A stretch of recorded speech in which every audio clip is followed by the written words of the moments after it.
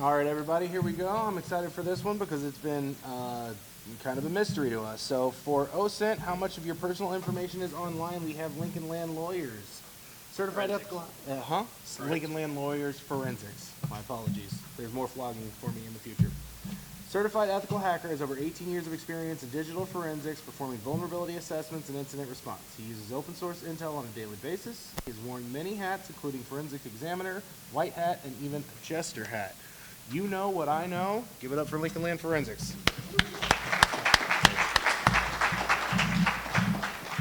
So I have a job, I do some stuff, I have some certifications. Isn't that the intro for all these things?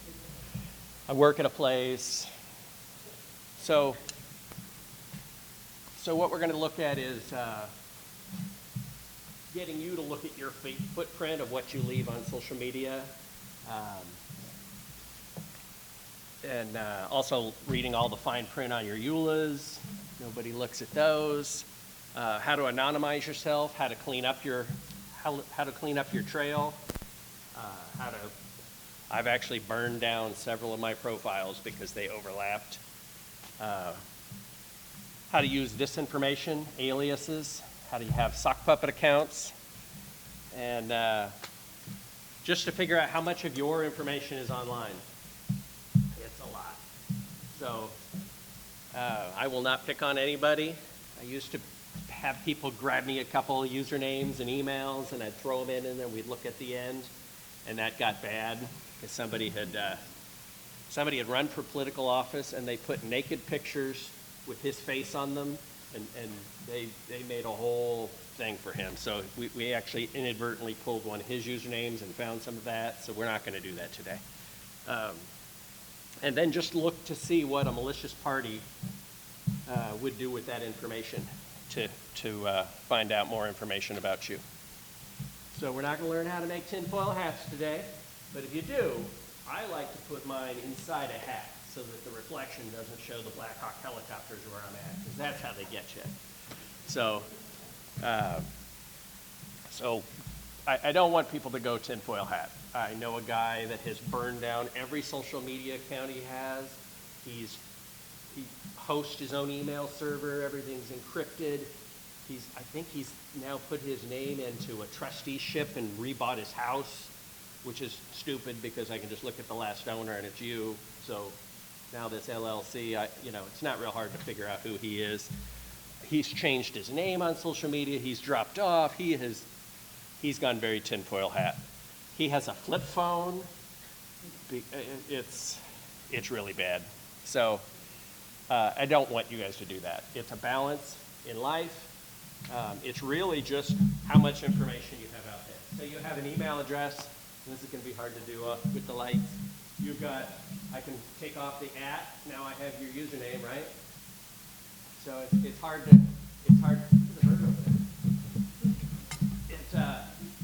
I have a phone number. So I'm trying to keep all this information secure, private, don't let anybody know where I'm at. And then what else? I got more emails, more users, so you're trying to make it all look easy. That's good enough. But it's all just about balance. If you go to one side, you go wear your tinfoil hat, man, it doesn't sustain well. Life's just about balance. If you go too far this way, you don't have a website with your passwords in plain text and your emails, and please email me, and you go back 10 years, everybody put this on MySpace. They put their house address, they put pictures of their cars, they put the pictures of their driver's license, everything. Their name, their address.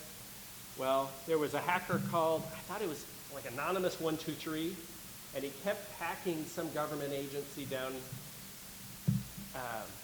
downstate, and he just kept signing his name, and he kept, you guys can't find me. And they quickly found him because he had a MySpace account with the same username, because nobody wants to come up with a different username. That's pride. Well, in that username, he had his address, his picture, his license plate. He quickly got picked up because he did illegal things. So, if you're going to do bad things, which I don't recommend, have some operational security. So, but it's really about balance. Too far one way, you got to live in a cave. And then they're hunting you down. and too far this way, you've shared way too much. So just find that nice balance, whose grandpa's on Facebook oversharing the shit out of everything. It's like, it also goes by different generations. So we're going to look to see how much of your footprint is out there. Because all is well in the world, and then suddenly you get divorced, and the divorce attorney's looking at your shit. You did something. You raided the Capitol. You went in with thousands of people, and what did that became? That became an OSINT project. They open sourced it. They showed the pictures of people breaking into the Capitol. And I'm not making any political statement on this. I'm just saying it's what it became.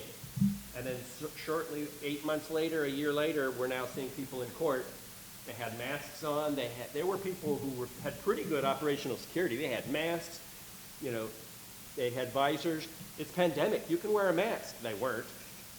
Some of them were. But some of the people, they would have a before and after. And it was like, oh, this guy's cousin turned him in. Or this guy's, and they just kind of figured out who they were. Or they're 2 blocks away. They didn't have their mask on. They walked by 6 cameras. They put their mask on, and then they joined the group. So just know your footprint. Don't do bad things. So I probably do this probably a good 3 times a week. This is my job. I do a lot of forensics, and forensics turns into OSINT. This is my first go-to. What's my name.app. Put your usernames in there. You can actually dump 50 of them at once. You'll hit enter. So I use Kevin Rose. He's a well-known IT guy that, look him up. He's got Milk. He did, he's an old school hacker. But he also signed up for an account that signed him up for 300 social media accounts. So he's everywhere. He may not be on those sites, but his username is. So I throw in Kevin Rose. I get 582 searches, and of those, we found 119 hits. So what did we find on him? We find he's on Apex Legends. I'll get to a big list of him later on. So let's say Kevin Rose emails me, kevinrose@gmail.com. I can figure out his username is Kevin Rose. I go throw it out there, and then I start hitting these sites, and I start seeing his picture. Okay, so now I'm building up. So definitely go look yourself up. I used to say go to Pipple, but they started charging it. What's my name is awesome. You'll find old MySpace accounts you forgot about. You'll probably start thinking about having different usernames for which different hats you have on. Namecheck.com is another good one. I'll use this just for fun, but now we have his Facebook, we have Twitch, Reddit, MySpace. We're starting to get a kind of a picture of what. If he was on chess.com, I now know he's a chess player. But I can probably go find WordPress. I could probably find his blog. Nobody blogs anymore, but if they have a MySpace page, they probably have a blog. Know him, kind of same thing. Sometimes I'll get a little bit overlap. This site's better at finding these sites. But know him, but what's my name.app is my favorite. So my new second favorite is familytreenow.com. You click the advanced button, and it's now not just first name, last name, and maybe email address. I can now search for all the extra stuff, and my favorite is phone number.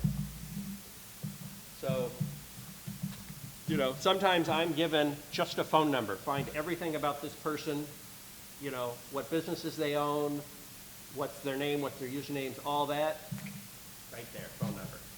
So, in my identity building, I have a hacker persona, I have a work persona, I have a junk mail persona, everything. If I don't know you, you get the junk mail one.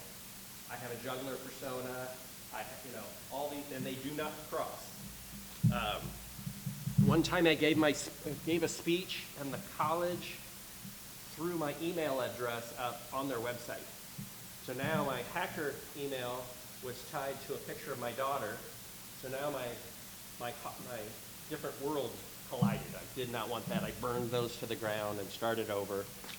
So every once in a while you have to do that when you realize like, oh, man, I did not have good operational security 10 years ago. And it really just depends on what job you have. But Family Tree now, go look up what big business knows about you and what they're putting out there for free. You can go to a lot of sites like Pipple, and they'll charge you $1.50. Have I been verified? All these different sites. Family Tree now is hands down better than the ones that I have that I pay for. So who wants all your details? Obviously the spammers, they want your email. I hate email. Corporations, really the corporations, they're making money off you. They're looking at, so one minute you're coming in from a VPN and you're doing all this stuff and you got some cookies, and then you turn off your VPN to check your Gmail. Well, now the cookies are actually correlated, and they know, like, hey, this guy is the same guy. This is a matching token. We've kind of matched these two pairs, and then they start putting it on sites like Family Tree. They'll say, "Ooh, we think these 3 email addresses are the same person." So go look yourself up, and you're going to go like, "Holy cow! How did they get these?" So, like, I deal with burner phones a lot. And every once in a while, somebody pays their power bill with a burner phone that they were doing something illegal with, and now I have their real name and their real address because they crossed the line. So if you're going to have personalities, I have a sock puppet account. I have 3 sock puppet sets, and they have a social media account on everything. I have 3 of each, and they should never cross. They should never be each other's friends. They certainly shouldn't cross with my personalities. With my personas. Identity thieves want your information. Really, every time you sign up for a freaking website and they ask you for your phone number, I just want a free cookie sample. Why do you need my phone number, my address, my name? Put in fake information, and we'll get into that. Investigators. You're all law-abiding citizens, but at some point, maybe you do something wrong and somebody finds your IP address, your phone number or whatever. Hacktivists. You can get on the wrong side of anonymous pretty quick. I'm always interested in some political thing comes down to see which side of the fight they jump on. And who knows, maybe one day you're not on the right side. And now suddenly people are doxing you, dumping all your information. The man definitely wants your information. Alien invaders and the NSA. We all know that. That's why they have the Black Hawk helicopters. So what information they want? They want your email, username, phone number, IP, all your friends. Because here's the thing. I may not find anything on you, but boy, your spouse overshares. I find that all the time. Like, one of the spouses says nothing, but yet they post all the time, and then they'll cross-tag somebody else. So if you're trying to keep operational security and your spouse or girlfriend or boyfriend isn't, it's a pretty quick tie. So friends is nice. GPS locations, I post pictures. Most of them are scrubbing them these days, but 10 years ago they weren't. Facebook automatically scrubs the GPS data. But, it's in your exit data. So, you send a picture, and if I texted a picture to somebody, never send pictures of your naked body. Just asking you. But in that picture of something you send somebody, nobody wants to see it. I'm just telling you. Is the serial number of your phone, GPS location. It's like, so don't do it. Photos, hometown. When Sarah Palin got hacked, when she was the governor using a Gmail account, how did she get hacked? Took the guy all of 45 minutes. And it was basically, I think he got in through either Facebook and figured out her hometown and mother's maiden name, and boom, reset her Gmail password, dumped all of them, and I think you can still to this day go to a website and read all her emails. All that stuff is great, you know, one of the passback questions on Facebook on password reset was all you had to know was the person's birthday. And everybody puts on Facebook their birthday, so if I do or don't have a Facebook account, it does not have my real birthday, which is comical, because, you know, people think I'm a different zodiac sign, man. I knew it. So one of the ways I turn your email into real locations is I'll throw them into a website and try to sign up sign in with them. So if I go to Dropbox and I type in Craig at Craigslist.com, it'll say, sorry, this user's already exists. So that's what places like what's my name.app do. They have, you know, they just do little queries and they'll try to sign up for an account, and it'll basically, does this account exist, yes or no. Email is very strong. That is, there's only one person in the world with that email. Username, there could be 20 people with that same email or that same username, but an email is pretty dead on. So you can do this on Netflix. Comes up and says, sorry, this user exists. Facebook, sorry, that email is already in use. So now I've tied emails to real life stuff. So in your picture is metadata, or EXIF data, and metadata is data about data. So one of the things, you can go to stolencamerafinder.com, and you can, out of a photo, you can find the serial number of the camera or phone. You can go into Stolen Camera Finder. I've had hit or miss results. It's pretty weak, but it does work. You pop in the serial number from the picture, and it'll say, hey, the following other 15 pictures were taken with that phone. So a journalist went to interview John McAfee from McAfee AV. He was on the run. Allegedly, he killed his neighbor. He was on the run. He was on the run for forever. And so the reporter went, interviewed the person, posted a picture there on the bottom right, and then the next picture you see, because there is GPS coordinates in the picture, is him getting arrested and extradited back to the U.S. So, you know, whether they claim that the reporter did that on purpose, I don't know. But if they don't have good operational security, you should. Not that anybody's going to kill their neighbor or commit crimes. So, so when you post some of these pictures, you get GPS coordinates. So let's say you have a daughter, she's feeling cute and saucy, she takes a picture in her bed, somebody looks up the GPS coordinates, they're here in the middle, and then on almost any of the EXIF tools you can click. Show me on Google Maps. You show it on Google Maps, now you have a picture, now you have a map to her house. And so at my last job, I didn't have that picture redacted because she wasn't naked, and then they made me redact the shit out of the picture, and I told them it made it look even more pornographic, but, you know, she's fully dressed, so that's neither here nor there. So camerasummary.com, when you take a photo that you like to crop, so there was the thing about that picture is in the metadata is the original picture from the cropping. So there was a female newscaster that was feeling saucy. She was feeling hot, so she took off all her clothes. She took a couple pictures. You know, she couldn't post those pictures anywhere because they're naked, so she just cropped them. She was feeling great, so she just she had smoky eyes and she was feeling sexy. Well, the internet loves that. They realized that that was a cropped photo just by the aspect ratio. They pull out the whole picture and had, you know, so there's actually whole websites dedicated to uncropping pictures. So, you know, there's no naked pictures out there of me, by the way, and that's for a reason. Because once you take something, once you make a mistake on the internet, it's there forever. So maybe someday I want to, you know, run for political office, and I don't need that.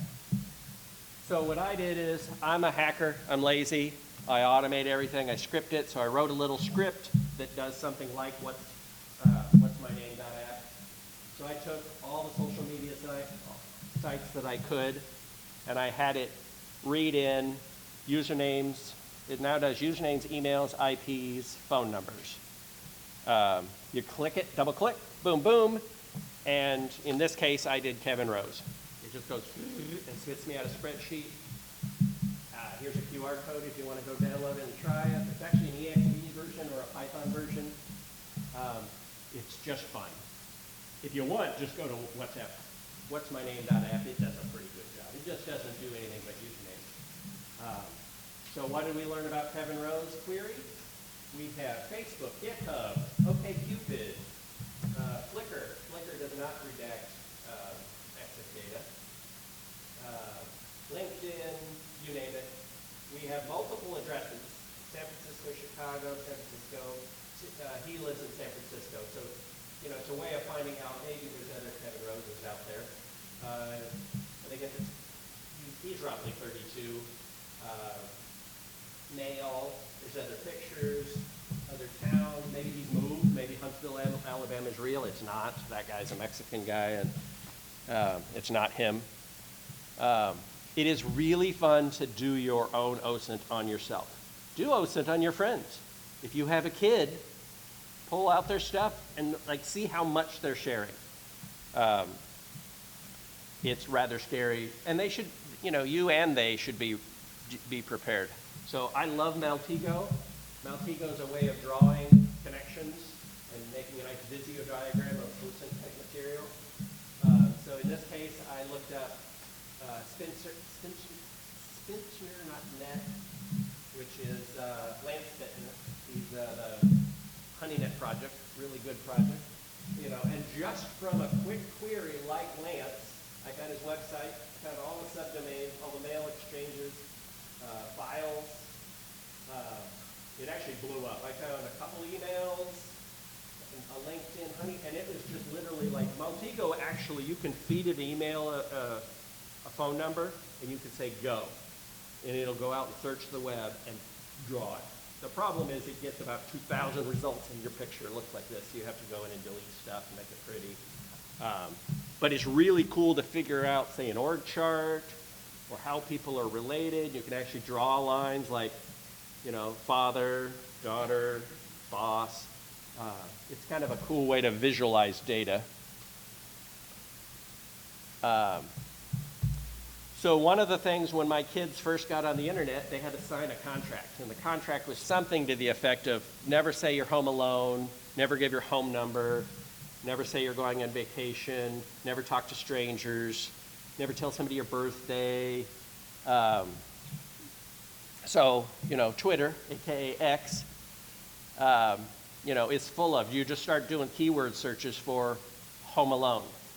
So at 3 o'clock, I can put a geofence around the local high school looking for the word home alone, hit go, and it'll just sit there live, feeding me all the, and right about 3 o'clock, I get all these tweets, home alone, home alone, home alone, home alone. I don't know, that seems unsafe to me. People giving out their new phone number, you know. Parents are leaving for New Jersey, staying home alone. Happy 26th birthday. I mean, everybody's giving out their everybody wants their Facebook birthday wishes. So, you know, they're giving out all these details. So it's just another way. And now I have your birthday and your hometown. Now I go back to Family Tree now and start pasting them down. And now it's like, now the search goes from 10 to 1. And now I have a lot of your details.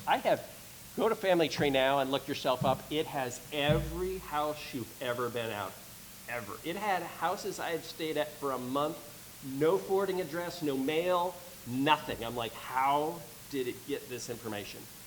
I mean, like literally there was like a grandparent's house I was staying at, you know, my now wife.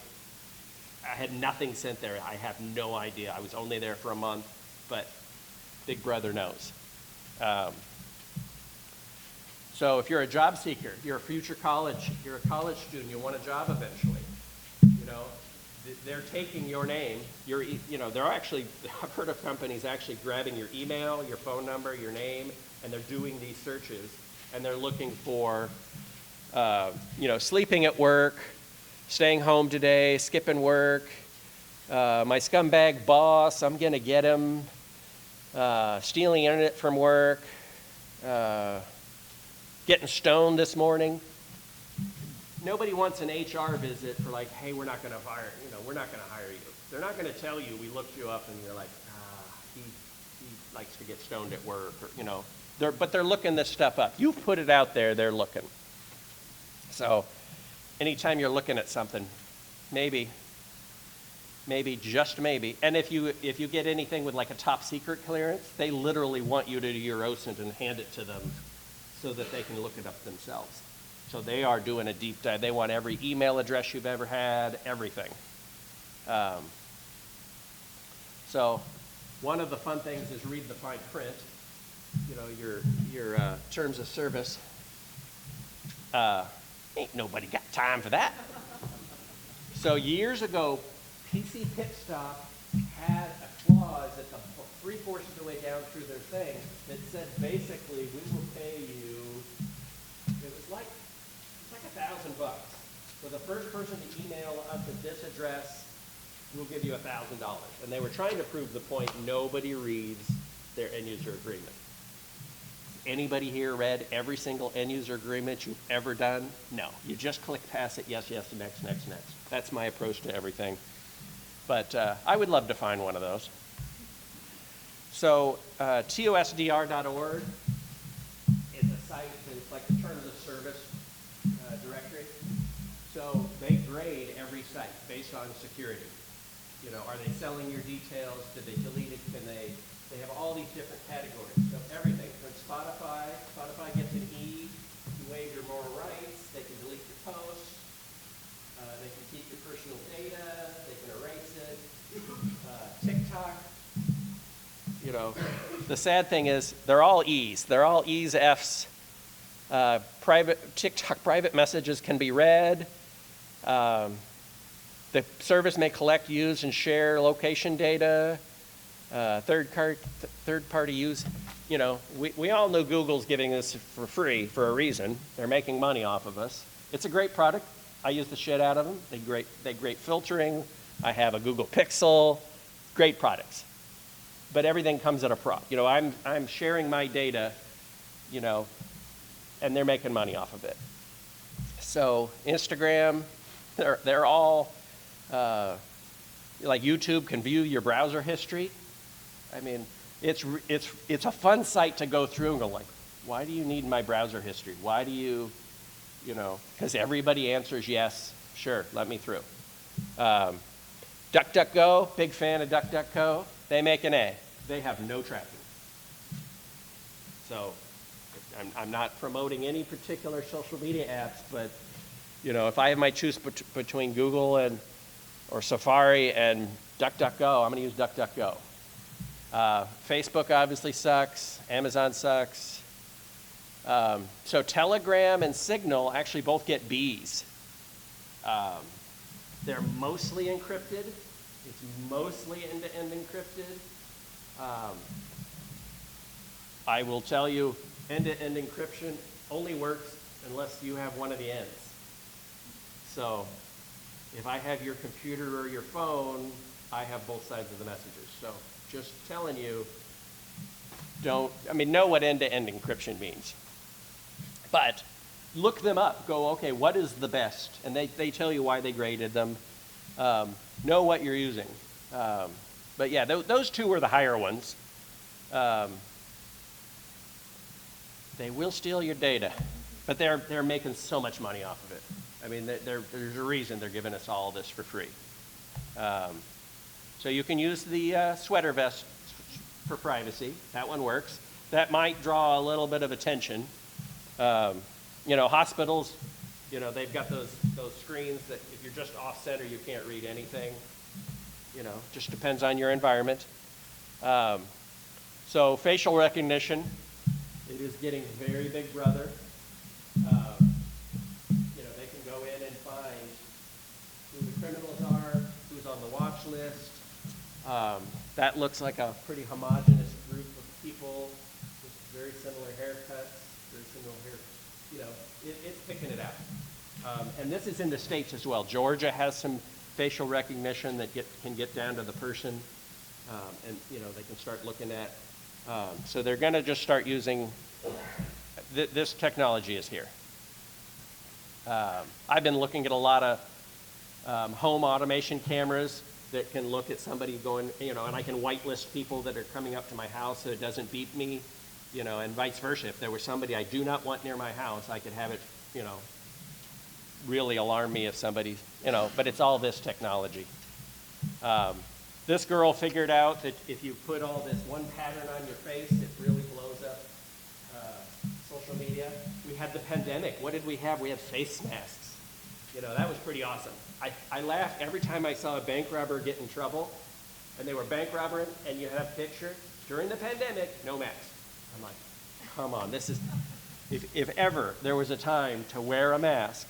My kids got stopped at a Pizza Hut once because they had Halloween masks on and they didn't want them. A couple years later, pandemic comes and you know, now you're required to have a mask. I saw in a recent one they had, it was a jacket, and it was really a picture of lots of people in a crowd, and it was messing up the people tracking. The people tracking wasn't drawing a green square around the people. It was like, so there's always going to be a way around it. But you know, not everybody's, not all of it's wrong with the tinfoil hat. You know, but just have a balance. Don't go totally tinfoil hat. I have too many tinfoil hat people in my life. Don't come up to me afterwards and go, I told you. I've been telling my daughter she should be not on this, and like, you know, just, I don't want to hear it. If you're a tinfoil hat person, just go get some free stickers. I don't want to talk to you, because you got to have balance in your life. So, you know, you could set up a nice Faraday cage around your house. In my neighborhood, the block next door is its own Faraday cage. They don't get any reception, so I think that would be really bad. You can get a nice Faraday little cage. You can sit in there and do the stuff. I actually have the little Faraday for my phone in certain situations. Certainly, if I went to DEF CON, there's no real hackers in here, so I wouldn't worry about you guys. But just kidding. But if I went to DEF CON, my phone would be in. All three would be off: airplane mode, Bluetooth, wireless, pairing. It'd be all. I wouldn't even use it. I'd probably bring a burner. I went to one con and I brought a burner laptop, and when I was done, I smoked it. Just, I don't trust. I don't trust it. So I have some hang-ups. You know, if you don't want people to know what your birthday is, don't post it on Facebook. Nobody cares. So, in every app you have privacy settings. A lot of people, I don't know what the average person these days have, but it should not be everyone. I think that everyone is the default. If you have, the average person has 245 or 300 accounts. So if you have your set to friends of friends, you now have 156,000 friends, if you do the math. So it's like, so a story, we had a death in the family, and suddenly an ex-wife of the deceased person was messaging four of us.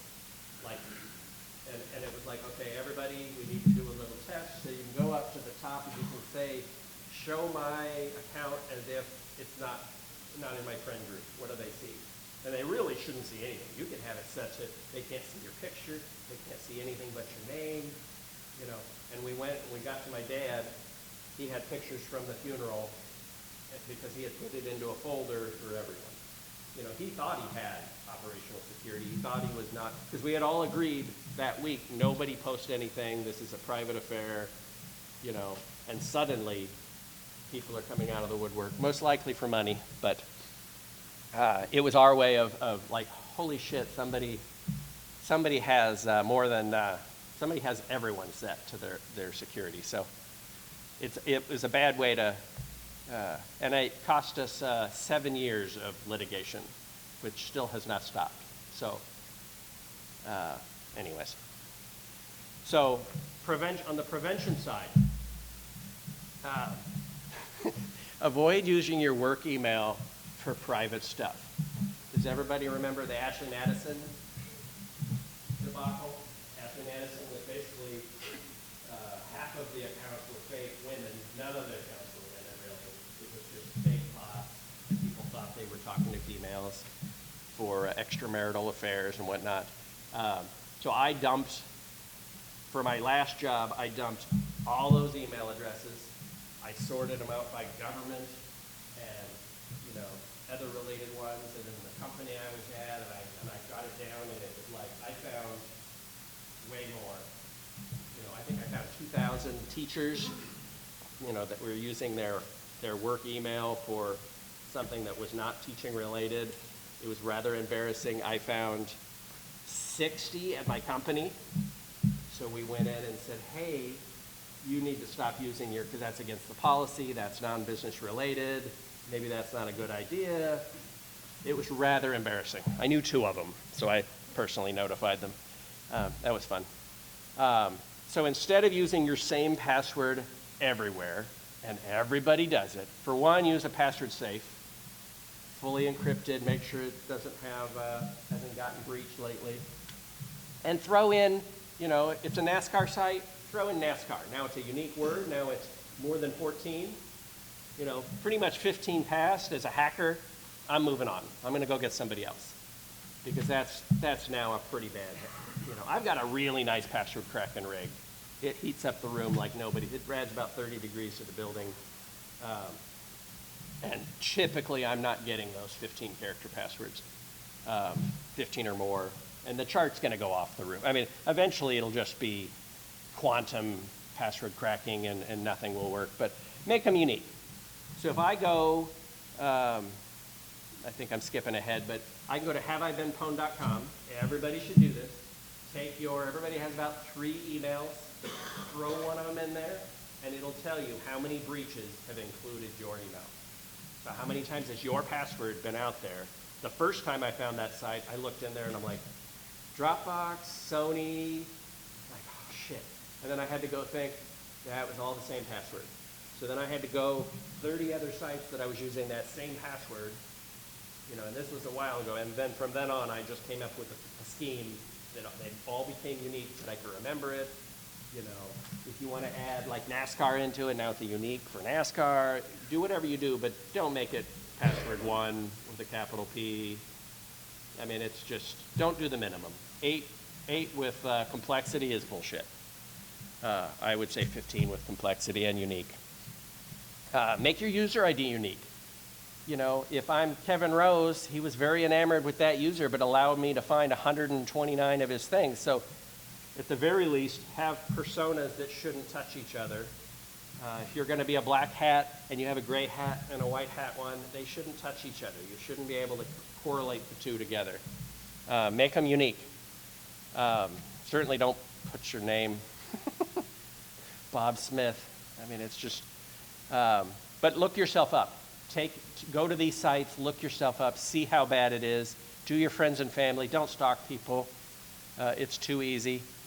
I think there's a little trick on Gmail where you can add a period, and you can make the emails the same. They'll all come, but you put different periods here and there. They'll actually come through there, but they still route.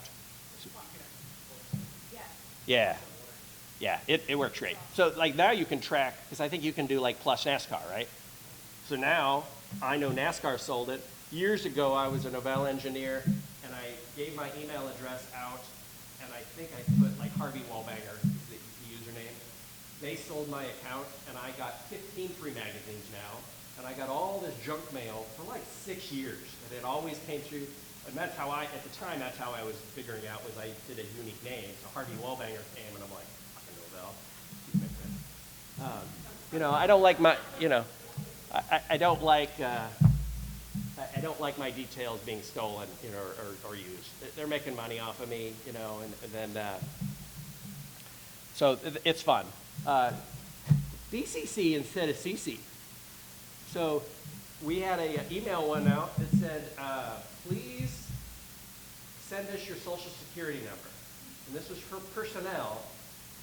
And about 100 emails later, I had 23 people were replying back. And like, I got 23 social security numbers in that. It's not a breach because they gave it away. So, but we did reply. But it was just me going, hey, stop it, idiot, stop. Stop replying all. You know, they should have just replied to that person, or really that person shouldn't have done it to the whole company. They should have BCC'd it so that idiots couldn't reply back. So you got to protect the users from themselves. All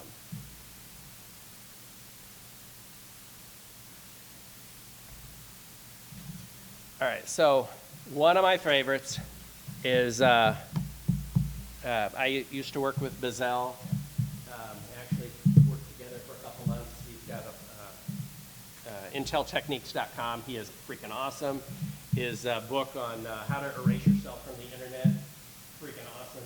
Basically, this is that book light, but I'll save you $32. You can't. Because as soon as you do everything in his book, everything, I'm starting to use cash, I'm using masks, I'm using fake credit cards with just small amounts on them. As soon as you go and swipe your card or sign up for something with a real address, you're right back in the system. You're not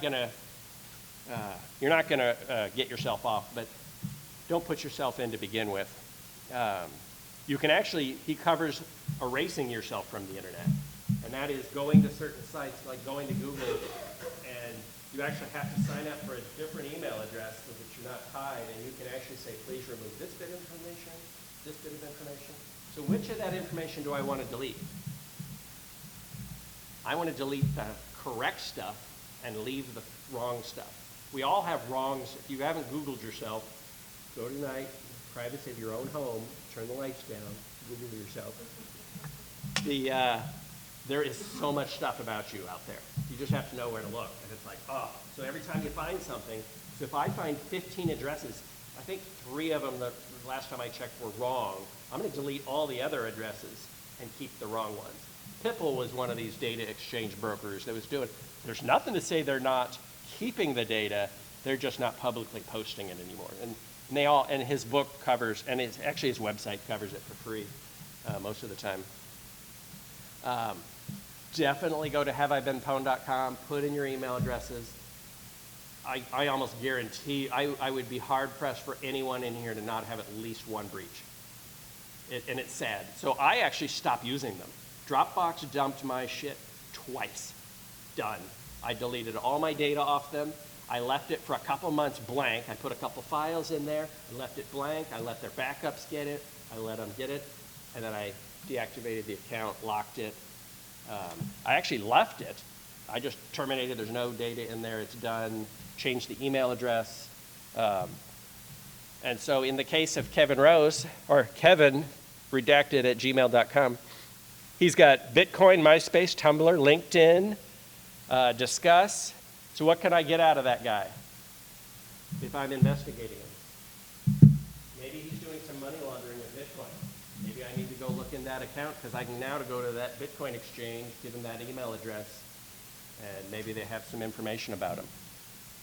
I can obviously go into LinkedIn, looked up all the different stuff.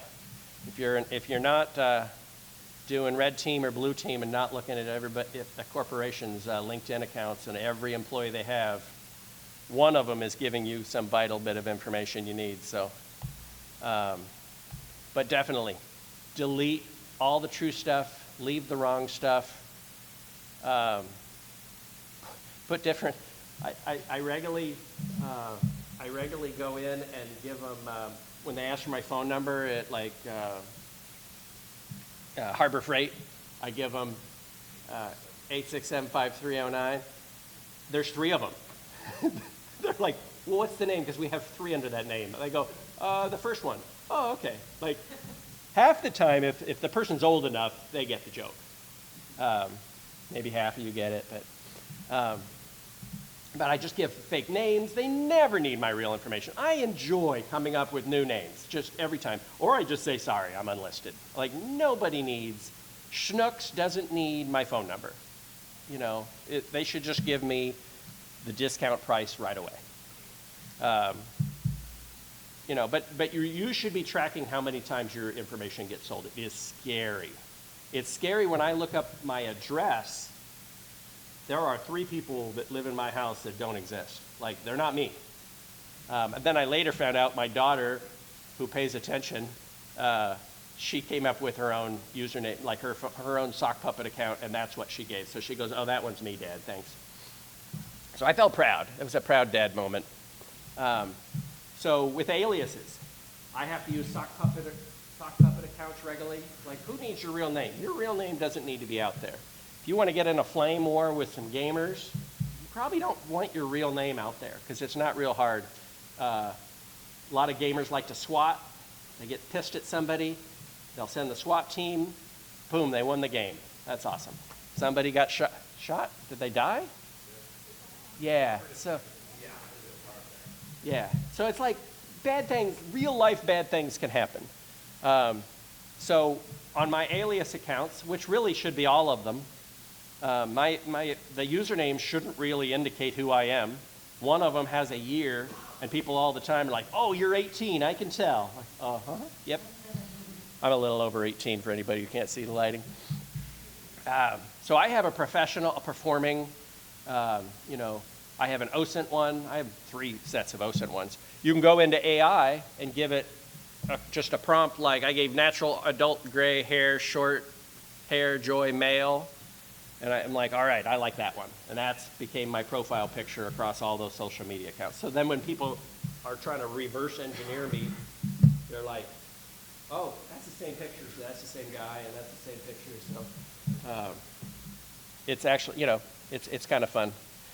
There's a new one where I'm not going to do it, but you can take your, I don't want to give AI the permission to look at, but you can take a video of yourself. And now you can have it make videos of you talking and saying things. And I'm not giving that right away, but it's kind of a cool idea. If I was coming up with a rock-solid sock puppet account. So burner phone numbers. When I sell a car, I'm lighting up a Google Voice account. When the purchase is over, that account goes away. They can't find me. They don't have it. I just recently sold a car, and the guy he sold it to 12 days later, I get a call from the police. Did you sell this car? Yes, I have a bill of sale. I sold it to the guy. Okay, cool.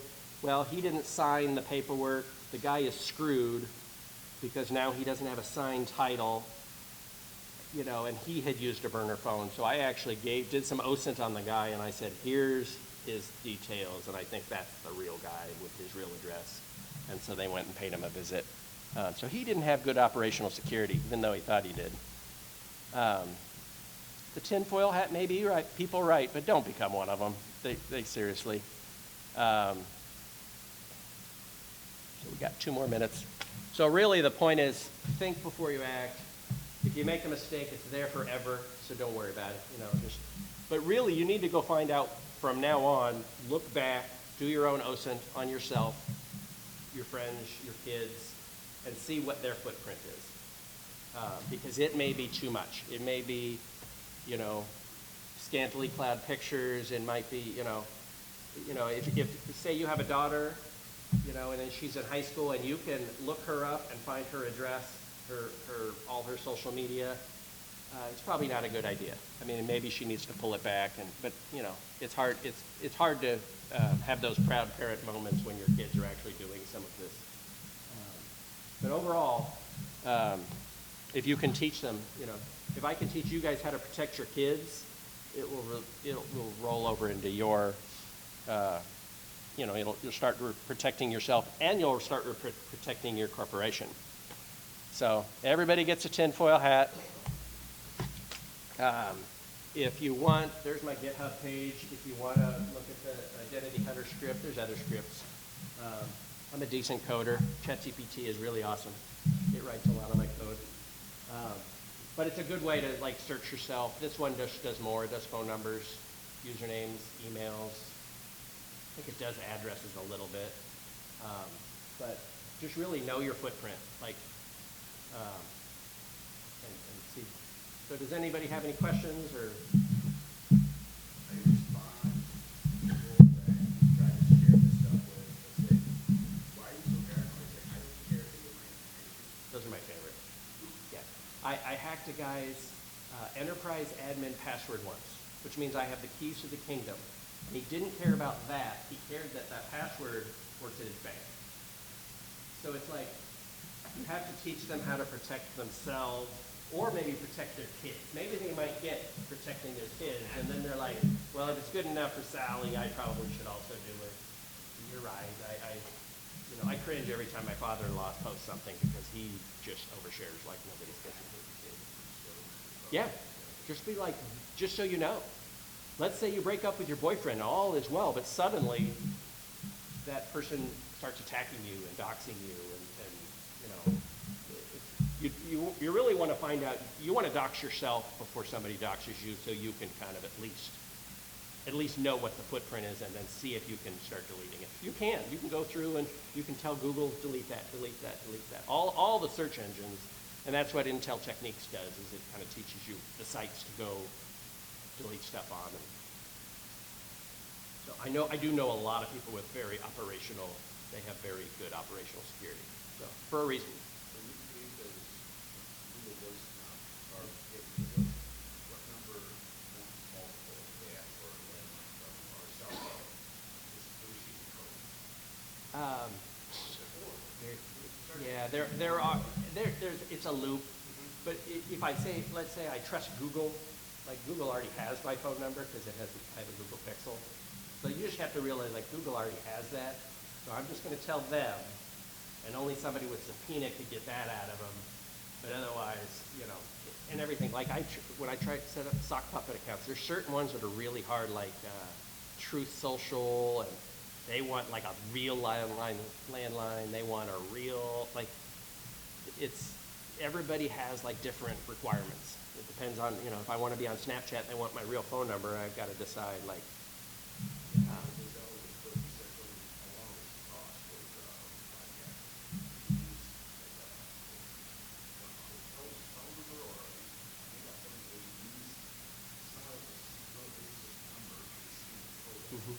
And that's not a bad idea. Yeah, he's got lots of good tricks. So, and he knows me. He does not reply back to me. I think he just thinks I'm a spammer, and I've got a way to get to him. But no, he's on the paranoid side. He's for a reason. But he used to be law enforcement. Now he's private sector, but he had an excuse. Law enforcement has a good excuse to have good operational security. So. Is Tor and narrow-funded GPS still like good for anonymity? Only if allegedly the NSA owns 70% of the exit nodes. So if they own both sides of the node that you went through, it doesn't matter about all these. Allegedly, I don't know. That's rumor, but it's all. But VPNs are good. They really are. I won't go to Starbucks without a VPN because I've sat in these places and done tests, and I've seen what I gave a speech once, and everybody in the gigantic hotel was at the speech, and I told them what me and 4 other hackers did that night, and we basically just put on DriftNet. Anybody use DriftNet? It's a fun little tool. So this is back in the day when it wasn't HTTPS. It was fully unencrypted. You could see everything. So every picture that goes by, DriftNet shows. So right about 9 p.m., it went very flesh-tony. And they were all like, and like literally everybody in that hotel was in that room. And they were all like, I didn't know. So, and we told some other people, we found some other vulnerabilities that we let the people know, but it was just, Any other questions?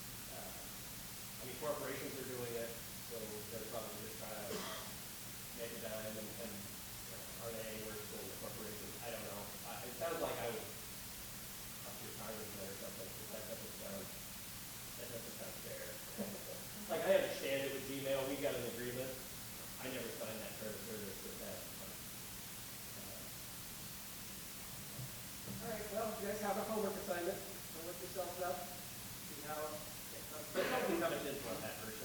I really don't want to hear about it. Just be warned, I mean, oftentimes there's like 10 people in the audience and suddenly like, I feel like I flipped them and